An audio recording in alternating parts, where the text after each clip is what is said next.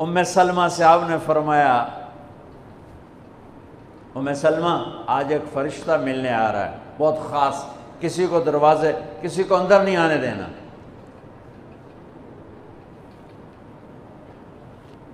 حضرت ام سلمہ پیرے پہ کھڑی ہو گئی۔ تھوڑی دیر میں حسین آ گئے، چھوٹے بچے معصوم ابھی، اندر جانے لگے، انہوں نے روک دیا، وہ رونے لگے، وہ روئے تو انہوں نے چھوڑ دیا۔ تھوڑی دیر کے بعد اندر سے میرے نبی کے زور زور سے رونے کی آواز آئی، زور زور سے رونے کی آواز آئی۔ ام سلمہ رہ نہ سکی، بھاگ کے اندر گئیں تو آپ نے کیا دیکھا؟ آپ نے حسین کو یوں سینے سے چمٹایا ہوا اور ایسے ہل ہل کے رو رہے تھے، ایسے بلک بلک سسک سسک کے رو رہے تھے، اور آپ کے آنسو آپ کے رخسار اور داڑھی پر اتر کر رہے تھے، اور آپ نے یوں بھینچا ہوا ایسے دبایا ہوا تھا۔ تو حضرت ام سلمہ نے کہا میرے ماں باپ قربان یا رسول اللہ، کیا ہوا؟ آپ ایسے تڑپ کے کیوں رو رہے ہیں؟ تو آپ نے روتی آواز میں کہا، بہتے آنسوؤں کے ساتھ، کپ کپاتے بدن کے ساتھ، کہ ام سلمہ یہ فرشتہ جو مجھے ملنے آیا تھا یہ میرے بچے کو دیکھ کر کہہ رہا ہے کہ آپ کی امت اس بچے کو قتل کر دے گی، اور جہاں اس کا خون گرے گا وہ مٹی مجھے دکھائی ہے اس نے، کہ میں اس لیے اس پہ رو رہا ہوں۔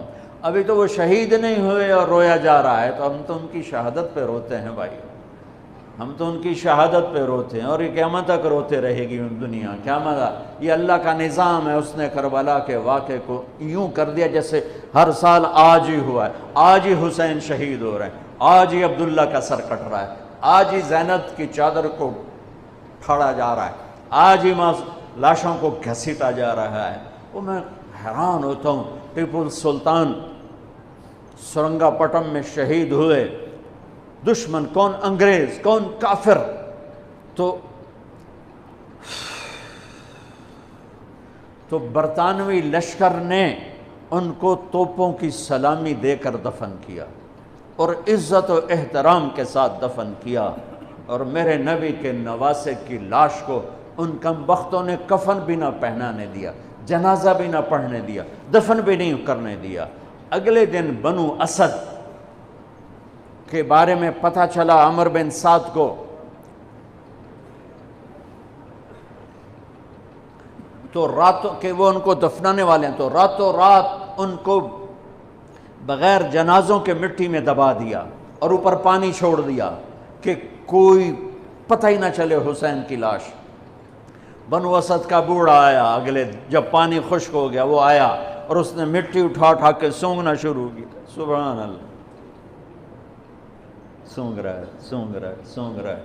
ایک جگہ کی مٹی اٹھا کے سونگا تو اس میں جنت کی خوشبو تھی، تو تڑپ کے بولا یہ میرے نبی کے نواسے کی قبر ہے، یہ میرے نبی کے نواسے کی مٹی ہے، کہ وہ جنت کے سردار تھے تو قبر بھی جنت کی خوشبو پھیلا رہی ہے اس کی۔ حالانکہ بن دیکھی بات ہے، کیونکہ انہوں نے راتوں رات ان کو دبا دیا کہ ان کا جنازہ بھی نہ ہو، لعنت ہو ان کی قبروں پر، ان کی ہڈیوں پر، ان کی روحوں پر، ان کی مٹی پر، ان کی خاک پر۔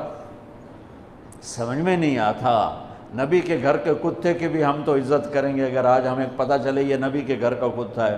ان کم بختوں کے سامنے نبی کے نواسے کھڑے تھے، نبی کی نواسیاں تھیں اور نبی کی اولاد تھی، اور ان کے دل ایسے پتھر، آنکھیں ایسی اندھی، کان ایسے بہرے کہ انہوں نے ایسے تلوار چلائی جیسے سامنے کوئی رومی لشکر کھڑا ہو، یا جیسے سامنے کوئی فارسی لشکر کھڑا ہو۔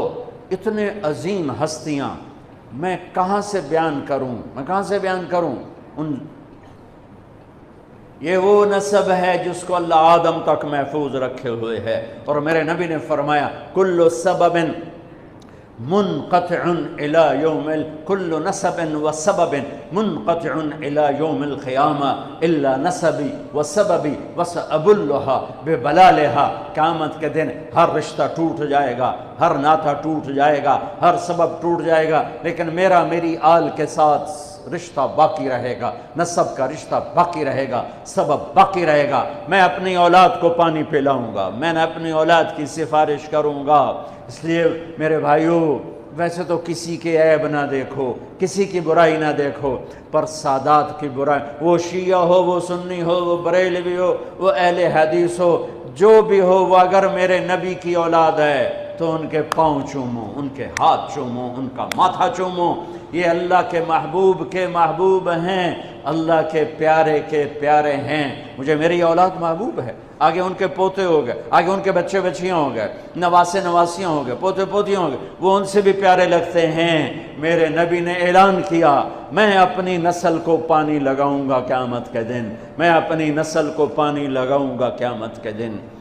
پر اتنے سارے فرمان کے بعد بھی کیا شہید کیا گیا ہے، وہ کس بے دردی سے کیا گیا ہے۔ یہ تو میں تو نسب بتا رہا ہوں۔ پھر اللہ نے پیدائش، سب سے پہلے حسن پیدا ہوئے۔ آپ نے حضرت علی سے پوچھا کیا نام رکھا ہے؟ کہا جی حرب، جنگجو۔ آپ نے کہا نہیں، اس کا نام ہے حسن۔ پھر 10 مہینے بعد حسین پیدا ہوئے۔ آپ نے فرمایا کیا نام رکھا ہے؟ کہا جی حرب۔ کہا نہیں، حسین۔ پھر آپ نے فرمایا یہ 2 نام میرے اللہ نے آج تک کسی کے نہیں رکھے، سے پہلی دفعہ میرے بچوں کے نام رکھے جا رہے ہیں، حسن اور حسین۔ پھر آپ نے ان کو گڑتی دی، اپنا لعاب، اپنا حسن کو بھی حسین کو، دونوں کو اپنا لعاب نکالا اور حسین کے منہ میں ڈالا۔ اور ایک ہفتے بعد دونوں کے ساتھ یہ کیا، ہفتے کے بعد بال منڈائے، عقیقہ 2 چھترے ذبح کیے حسن کے لیے بھی، 2 چھترے ذبح کیے حسین کے لیے بھی، عقیقہ فرمایا، گود کھلایا، حسن کو اٹھایا، انہوں نے پیشاب کر دیا، اب ہلے نہیں۔ مجھے نہیں یاد کہ میں نے اپنے بچوں کو چھوٹی عمر میں اٹھایا ہو اور اس نے پیشاب شروع کیا ہو اور میں نے اسے بٹھائے رکھا ہو، میں فوراً اٹھا کے ادھر، یا میں نے پتہ لگا پیشاب کر رہا، میں چاہتے اتھے باہر چھڑیا۔ لیکن میرے نبی نے، حسن نے بھی کیا، حسین نے بھی کیا۔ اور حضرت حسن کا تو واضح، آپ یوں لیٹے ہوئے تھے، آپ کا پیٹ سے کپڑا ہٹا ہوا تھا، اور حسن آپ کے پیٹ پر بیٹھے تھے، تو ان کا جو پیشاب ہوا تو سیدھا آپ کی ناف میں گیا۔ اور نبی پاک ذات، پیشاب ناپاک، وہ تو ہر چیز، ہر ناپاک سے دور ہوتے ہیں، لیکن جب حسن نے پیشاب شروع کیا، میرے نبی ایسے ہو گئے، ایسے بالکل ایسے ہلے نہیں کہ بچہ کہیں پیشاب نہ روک دے۔